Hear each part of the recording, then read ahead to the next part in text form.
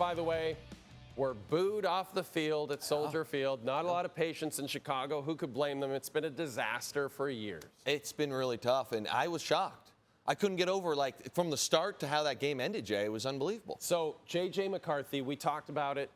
Took him a while to get going, a lot of checkdowns in the first half, and then all of a sudden in the second, he was like a whole new quarterback. Yeah, it was very strange to see how stark the difference was, because I was very worried in that first half thinking if Kevin O'Connell's calling plays like this, it's not good. They didn't let him do anything, and then he had that pick six, and we're going to go over that, where this is just a brutal situation. He comes in here, he sees what he wants. See, he alerts her, he's checking. He sees his cover zero.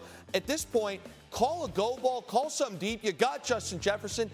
Never in cover zero is the route field out route, and then you throw it shallow. This is not an NFL thing. That is a don't do it at any level thing. But J.J. came back, and it did not affect him. I mean, this throw was elite, and you want that low. Again, we talked about this perfect throw here to Aaron Jones Sr., kind of in the back shoulder, fits it in. He came out in this second half, the run, the tenacity, just the ferociousness, and you're like, what? Where was this guy in the first half? I think if you're a Vikings fan, you probably were a bit nervous in that first half. In that second half, everybody says JJ's a winner, and you got to see that today. And you're starting to feel good if you're a Vikings fan. Let's hear from J.J. McCarthy standing by with Lisa Salters. You here in your hometown, your family in the stands, you said you weren't going to think about any of that until postgame. Now here you are. Just what's this feeling like to you? It's surreal. You know, your first NFL win, and, you know, I just can't be more proud of the guys up front. The defense, they were, you know, it was struggling the first half for us offensively, and they had our back, you know, in the kicking game, punts and all that. So I just want to say my thanks to my team right there. You said that the game wasn't going the way you would have liked, and you threw that pick six, and then it seemed like everything changed. What started to click for you? Honestly, you know, we were just figuring it out. We were playing one play at a time, and, you know, Coach O'Connell got us in great play calls, and we just executed at the end of the day. So, yeah, it just came down to execution. When things weren't going well, what was the issue? You know, it's just all 11 being on the same page. I feel like, you know, it's game one. There's a lot of things we got to clean up. But, you know, I was really, really proud of how we responded, because there's going to be a lot of gritty games in the future. Endearingly nervous for that interview. Yeah, but decently polished. I always said as a youngster, if you go back to saying we communicated and executed, good or bad, you're always safe in your interview. And credit your teammates, right? Credit your teammates, credit your defense. If you're on offense, do the other if you're on defense. As for Caleb Williams, kind of the opposite. Starts so well, you're thinking this is a perfect match made in heaven. Ben Johnson, the offensive guru, he's going to help out this kid from USC. Kind of fizzled down the stretch. What did you see? You know, you came out here, and Caleb Williams starts 10 of 10. Yep. And he's running around, he's slinging the ball, and you're like, wow, he's arrived. Ben Johnson has arrived. This guy looks electric. Like, this throw right here is a 100-mile-an-hour fastball on the run. And I'm watching this thing, and I'm thinking to myself, holy smokes.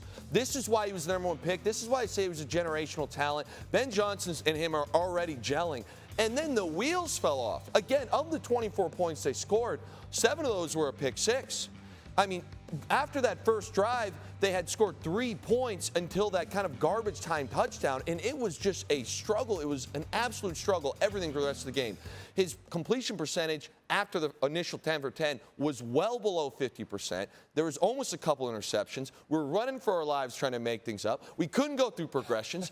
I mean, again, you want to talk about a stark change to start a game 10 of 10 and look that great, Jay, and then look like absolutely awful as an offense after that. It was kind of crazy to me to even, again, generally you can get hot or cold, but to go from that hot to that cold was pretty shocking. Yeah, and led to them getting booed off the field. The other issue, one of the major issues for Caleb Williams last season, aside from his play on the field, just his body language, that kind of continued on Monday night as the game got away from the Chicago Bears. How concerning is that for you? For me personally, it's a huge area of concern. And I'm going to start with JJ on the other side. JJ comes out here, has no stats in the first half. There was a brutal pick six. And then all of a sudden, it doesn't affect him. He keeps grinding. You just heard him in the interview say, hey, I'm taking it one play at a time. He starts making plays down the stretch when it matters. On the flip side, we're in a divisional game. Yes, there's been some bad drives, but you're the #1 pick.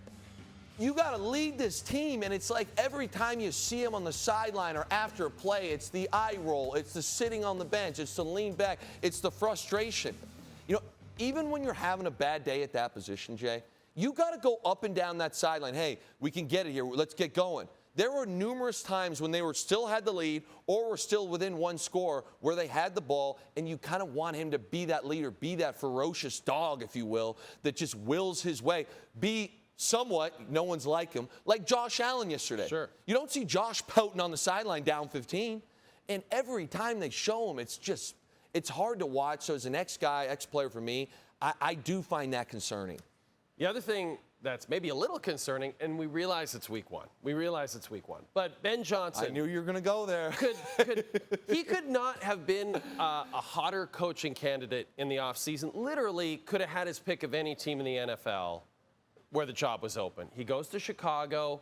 Again, it starts okay, but that move from offensive coordinator to first-time head coach is maybe a bigger one than people realize. It's a much bigger one. You're not just worried about the offense. You've got to oversee everything, and there's a few things that jumped out right away. First off, the penalties. 12 penalties for 127 yards. You're not winning a game doing that. So that, to me, is on the head coach. He's clearly not preaching discipline in practice or whatever it is, because these penalties a ton of them were pre-snap. So that, to me, falls on your coaching staff. And then the next one is the end of the game. Jay, when we get into this end of the game situation, I can't believe this kick. And part of it is just knowing the rules. The rules to me say, okay, you either go for the onside kick or you kick it out of bounds. And I'll explain this. The new rules, if you get a touchback, so kick it out of the back of the end zone, you go to the 35. Yep. If you kick it out of bounds, it goes to the 40. You cannot sit here and jam yourself like that. Situational football starts as your head coach. All day you were saying, hey, kicker, Santos, are you getting this out of the back of the end zone? Oh, maybe. Well, first off, we don't do maybes here. If that's the case, kick the onside kick. Declare it. I know the percentages are low. Yep. Hey, guess what? Can you kick it out of bounds? You should be able to do that in this league. Yes, okay, then we'll give them the ball on the 40 instead of the 35 and preserve the 2-minute warning. Yeah. These are things as a head coach you need to be on top of. And I'm not saying that Caleb would have driven the field, but now all of a sudden, if you get that extra stop, you're not sitting there with 12 seconds or whatever running lateral flea flickers. You've got at least time to run 2 or 3 plays. Sure, yeah. Even though lateral flea flickers are kind of fun. They are for fun. the fan watching. Let's talk about week 2. We're already looking ahead.